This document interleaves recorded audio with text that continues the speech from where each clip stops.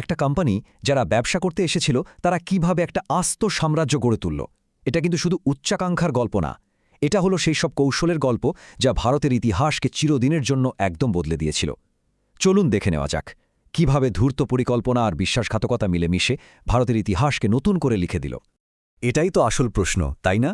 একটা trading company কিভাবে একটা দেশ জয় করে ফেলে? আজকের এই আলোচনায় আমরা ঠিক এটাই দেখব। কিভাবে ইস্ট ইন্ডিয়া কোম্পানি, যারা কিনা শুধু মশলা আর কাপড়ের ব্যবসা করতে এসেছিল, তারাই একটা গোটা দেশের শাসক হয়ে বসল। আর এই বিশাল পরিবর্তনের পেছনে ছিল ষড়যন্ত্র, যুদ্ধ আর অবিশ্বাস্য রকমের ধূর্ততা। তো আমাদের গল্পের শুরুটা হচ্ছে এমন একটা সময় যখন বাংলার সিংহাসনটা ছিল আক্ষরিক অর্থেই একটা কাঁটার মুকুট। সময়টা ১৭৫৬ সালের এপ্রিল মাস। নবাব আলীবর্দী খানের মৃত্যু বাংলার রাজনীতিতে বিরাট এক শূন্যতা তৈরি করে দিল। আলীবর্দী খান কিন্তু বেশ ভালোভাবেই জানতেন যে তার মৃত্যুর পর পরিবারের ভেতরেই একটা ঝামেলা শুরু হবে, আর ঠিক কারণেই তিনি আগেভাগেই তার প্রিয় নাতি সিরাজকে উত্তরাধিকারী হিসেবে ঘোষণা করে দেন। কিন্তু এই সিদ্ধান্তটাই বলতে গেলে একটা ঝড় ডেকে এনেছিল। ভাবা যায়, মাত্র ২১ বছর বয়স, একদিকে এত বড় একটা রাজ্যের দায়িত্ব, আর অন্যদিকে পরিবারের ভেতরেই শত্রু ওঁত পেতে আছে। সিরাজের জন্য শুরু থেকেই পথটা যে কী পরিমাণ কঠিন ছিল, তার এই ছোট্ট শাসনকালটা ছিল রীতিমতো ঝঞ্ঝা বিক্ষুব্ধ। তখন বাংলার রাজনীতির মঞ্চে কিন্তু বেশ কয়েকজন বড় খেলোয়াড়। একদিকে তরুণ নবাব সিরাজ, যিনি নিজের ক্ষমতাটা টিকিয়ে রাখতে একদম মরিয়া, আর অন্যদিকে তার নিজের মাসি ঘসিটি বেগম আর প্রধান সেনাপতি মীর জাফর। এরাই ছিল সিরাজের সেই ঘরে শত্রু, যারা হয়তো ব্রিটিশদের চেয়েও বেশি ভয়ঙ্কর ছিল। আর হ্যাঁ, অবশ্যই ছিলেন রবার্ট ক্লাইভ, যিনি এই ভেতরের কোন্দলকে কাজে লাগানোর জন্য একেবারে সঠিক সুযোগের অপেক্ষায় বসেছিলেন।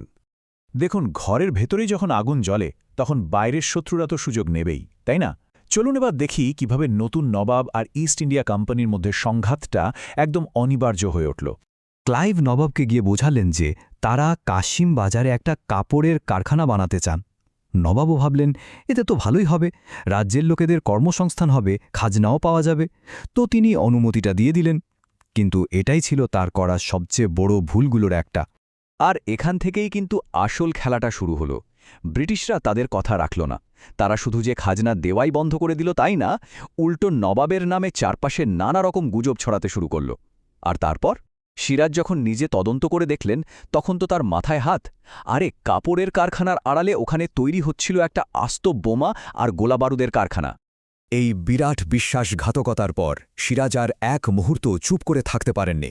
তিনি বিশাল এক সেনাবাহিনী নিয়ে সোজা কাশিমবাজার দুর্গ আক্রমণ করলেন, আর ব্রিটিশদের সব পরিকল্পনা একেবারে ভেসে দিলেন। বলতে গেলে এটাই ছিল সরাসরি সংঘাতের শুরু। কাশিমবাজার জয়ের পর সিরাজের পরের টার্গেট ছিল কলকাতা। আর ব্রিটিশরা, তারা কোনো প্রতিরোধী গড়ে তুলতে পারল না। সেখানকার গভর্নর ড্রেক তো ভয়ই মাদ্রাজে পালিয়ে গেলেন।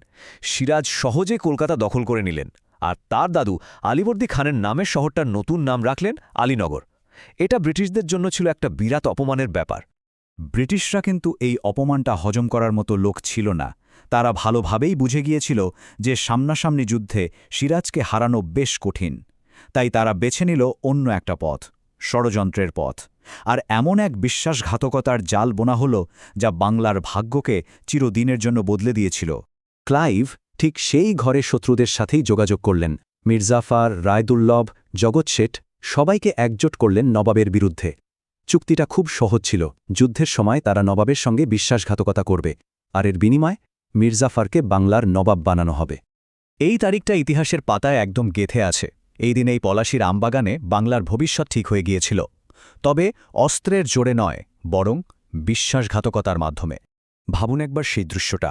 যুদ্ধের ময়দানে সিরাজ দেখলেন তার বিশাল সেনাবাহিনীর একটা বিরাট অংশ সেনাপতি মীর জাফরের নেতৃত্বে একদম পুতুলের মতো চুপচাপ দাঁড়িয়ে আছে, কোনো নড়াচড়া নেই। ঠিক তখনই তিনি বুঝতে পারলেন তার সাথে কি অসম্ভব বড় বিশ্বাসঘাতকতাটা করা হয়েছে। বলা হয় যে সিরাজ নাকি একদম শেষ মুহূর্তে মির্জাফরের কাছে ছুটে গিয়েছিলেন, বাংলার সম্মান বাঁচানোর জন্য অনুরোধ করেছিলেন। কিন্তু ক্ষমতার লোভে মির্জাফর তখন পুরোপুরি অন্ধ। তিনি তার নবাবের সেই শেষ আকুতিতেও সাড়া দেননি। তো পলাশির যুদ্ধের পর ক্ষমতার হাতবদল হল, কিন্তু এই নতুন শাসনটা ঠিক কেমন ছিল? চলুন দেখি, বিশ্বাসঘাতকতার পুরস্কারটা আসলে কী ছিল। ব্রিটিশরা কিন্তু সরাসরি ক্ষমতা নিল না। তারা চালাকি করে মীর জাফরকে সিংহাসনে বসিয়ে দিল আর পেছন থেকে সব কলকাঠি নাড়তে শুরু করল। তাদের আসল উদ্দেশ্য তো শাসন করা ছিল না, ছিল শোষণ করা। আর ঠিক তাই হল, বাংলার রাজকোষ খালি করে সম্পদ ইংল্যান্ডে পাচার হতে শুরু করল। আর যেই না মীর জাফরের প্রয়োজন ফুরিয়ে গেল, ব্রিটিশরা তাকে টিস্যু পেপারের মতো ছুঁড়ে ফেলে দিল। রাজকোষ তো ততদিনে প্রায় খালি। মীর জাফর আর কোম্পানির দাবি মেটাতে পারছিলেন না, ব্যাস তাকেও সরিয়ে দেওয়া হলো। ক্ষমতার খেলাটা ছিল এমনই, একদম নির্মম। কিন্তু মীর কাসিম তার শ্বশুরের মতো পুতুল হয়ে থাকতে রাজি ছিলেন না। তিনি খুব ভালোভাবে বুঝতে পেরেছিলেন যে ব্রিটিশদের এই নিয়ন্ত্রণ থেকে বের হতে না পারলে বাংলার কোনো ভবিষ্যৎ নেই। আর ঠিক এখান থেকেই শুরু হল সংঘাতের দ্বিতীয় পর্ব। মীর কাসিমের পদক্ষেপগুলো ছিল কিন্তু বেশ গোছানো আর সুচিন্তিত। প্রথমেই তিনি ব্রিটিশদের নাগালের বাইরে যেতে রাজধানী মুর্শিদাবাদ থেকে মুঙ্গেরে সরিয়ে নিয়ে গেলেন। এরপর স্থানীয় ব্যবসায়ীদের সাহায্য করতে তাদের ওপর থেকে সব ট্যাক্স তুলে দিলেন।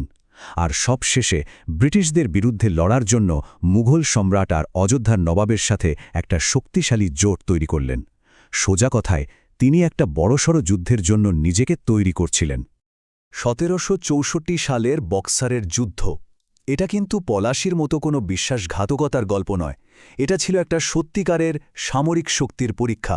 একদিকে মীর কাসিম, মুঘল সম্রাট আর অযোধ্যা নবাবের সম্মিলিত বাহিনী, আর অন্যদিকে হেক্টর মুন্ডোর নেতৃত্বে কোম্পানির সুপ্রশিক্ষিত সেনাবাহিনী।